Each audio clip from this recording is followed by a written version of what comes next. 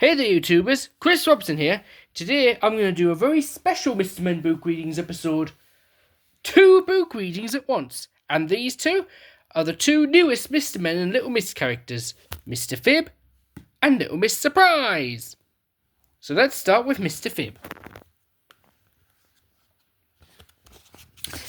Right. Now I think that we all tell fibs. Sometimes to get out of trouble. And sometimes to exaggerate what we have done. And even sometimes to avoid hurting other people's feelings. Like Mr. Happy telling Little Miss Splendid that her new hat looked wonderful when in fact it looked ridiculous. You might say that this sort of lie makes the world a happier place. However, too many fibs can be a bad thing, as in the case of Mr. Fib, who was never honest. There were only fibs, fibs and more fibs. He fibbed about how many eggs he could eat at breakfast to Mr. Strong. He fibbed about how big his house was to Little Miss Splendid. Then he blamed Little Miss Tiny when he spilt juice on Little Miss Splendid's pristine white rug. How nasty is that? And he fibbed after he'd been out fishing and caught nothing. You should have seen the one that got away. It was this big, he exclaimed, stretching his arms out wide. It was a big fib. A big fib that grew bigger as the day went by, and not just the fib, the fish grew as well.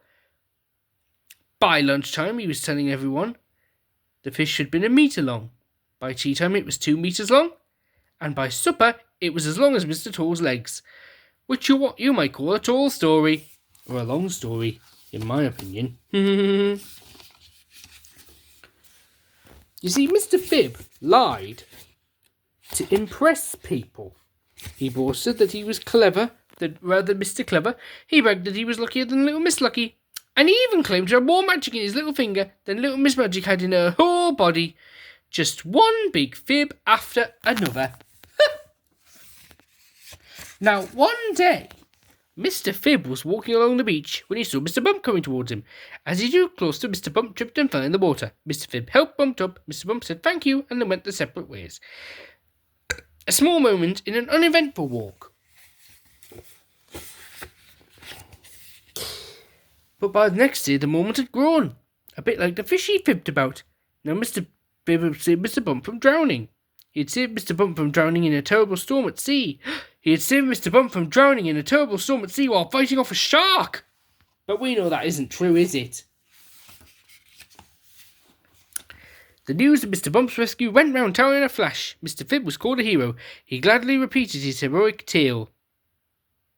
People told him what a jolly good fellow he was and patted him on the back. The mayor got to hear it and decided that something must be done to reward this remarkable deed.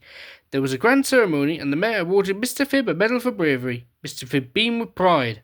False pride. It's all going to cause trouble, I bet. You wait and see. But then people started to ask questions. Was there a storm on the day in question? Yes, said Mr. Fib. Was Mr. Bump out in a boat? Of course, exclaimed Mr. Fib. Are there sharks off the coast of Seatown? Undoubtedly, cried Mr. Fib. We know it isn't true, don't we? But the next day the truth came out. Mr. Bump had not been out at sea. There had been no storm, and there had been no rescue, and there was no shark.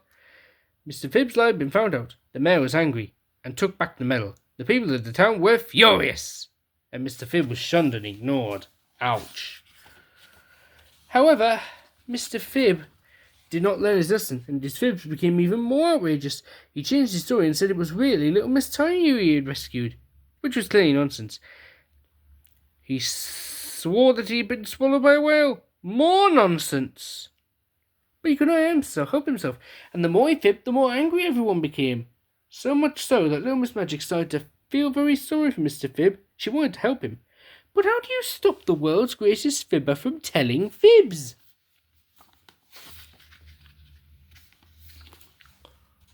And then she had an idea. With a wave of a magic wand and some butter magic words, she put her plan into action. The next day, Mr. Fib strode up Little Miss Quick's driveway. She was probably washing a new sports car. Very quickly, I bet.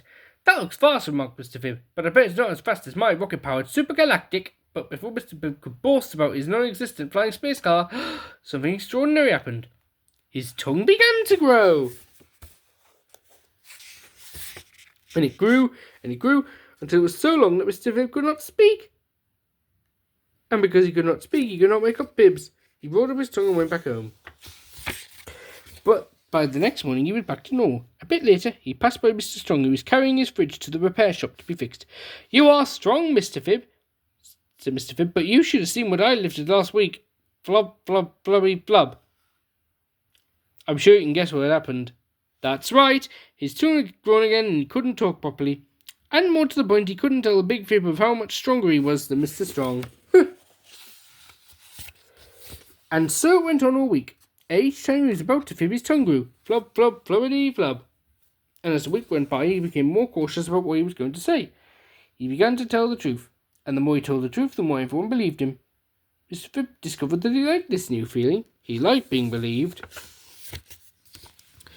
In that time, he became as honest as the day is long. Little Miss Magic was very pleased for him, and remarkably, everyone came to value Mr. Fib's opinion, like Little Miss Splendid.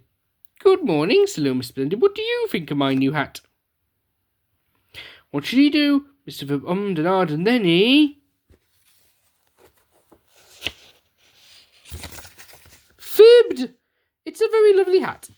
"Well done, Mr. Fib. That was the right answer." Or was it? Was that a fib? Or was it not? Oh well.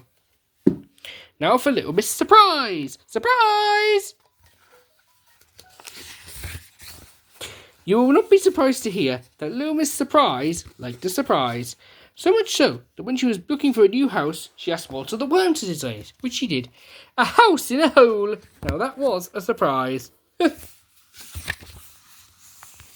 But it did have a great worm's eye view. Little Miss Surprise liked the surprise of the unusual. She liked the wonder of the unexpected. She did not like life to be predictable. Now, you don't know what will be on the next page, do you? And you won't know until the page is turned over. It's going to be a surprise. And that's how Little Miss Surprise liked life. There was always a new page to turn. Little Miss Surprise never knew from day to day what she was going to have for breakfast. She would close her eyes, open her fridge or cupboard, and reach her hand in. One day it might be sausages and custard. The next day it could be cornflakes and gravy. Ugh. Or baked beans and jelly. Ugh, I wouldn't want any of that food. But the one thing you could be sure of, it would be a surprise. And there were all sorts of surprises in her kitchen.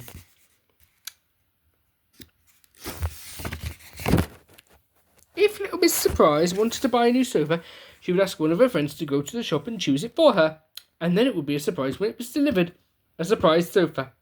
Or maybe not a sofa at all, because it depended on which of her friends she asked, like Mr. Muddle.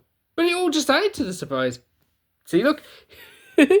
She's got a toilet sofa. And she also never knew what she was going to do from day to day. She didn't have a calendar full of plans. In fact, she didn't have a calendar. She just set off each day and did whatever came to mind first. Like catching the first bus that arrived at the bus stop and going wherever it took her. It might be the beach, or the library, or the shops, or the rubbish tip. She didn't mind where she went. It was all about the surprise. The next day might not be a bus to the rubbish tip. It might be going to the port, and you might catch a boat, and you might go scuba diving on a sunken wreck and find treasure.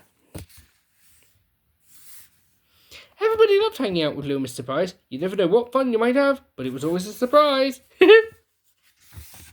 Like hanging out at the circus on a trapeze. Or you might find yourself playing tabletop tennis, which is not the same as table tennis. Please do not try this at home. Now, it will come as no surprise to hear that Mr. Quiet liked a quiet life. But there were moments when he saw his friends out having an amazing time with Little Miss Surprise that Mr. Quiet wished for a little more excitement in his life. A day out with Little Miss Surprise might be just the thing.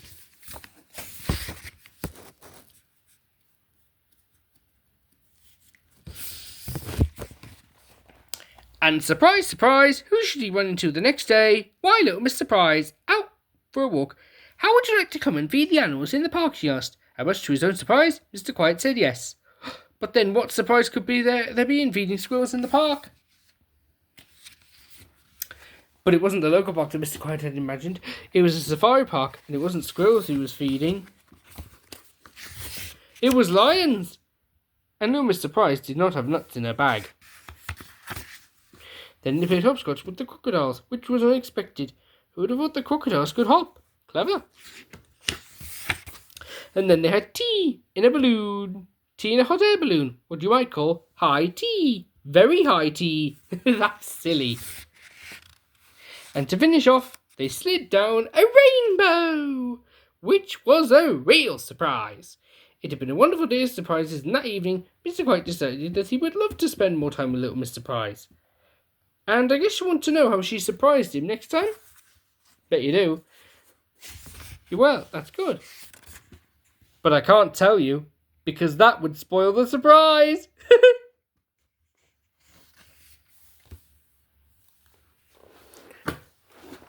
So what do you two think of these two new Mr. Men and Little Miss characters? They're so new and unique, aren't they? That's no fib. And it was a surprise to see them come. I hope you liked them. Tell me in the comments of what you think of them, and remember to like, subscribe, and comment. Laters!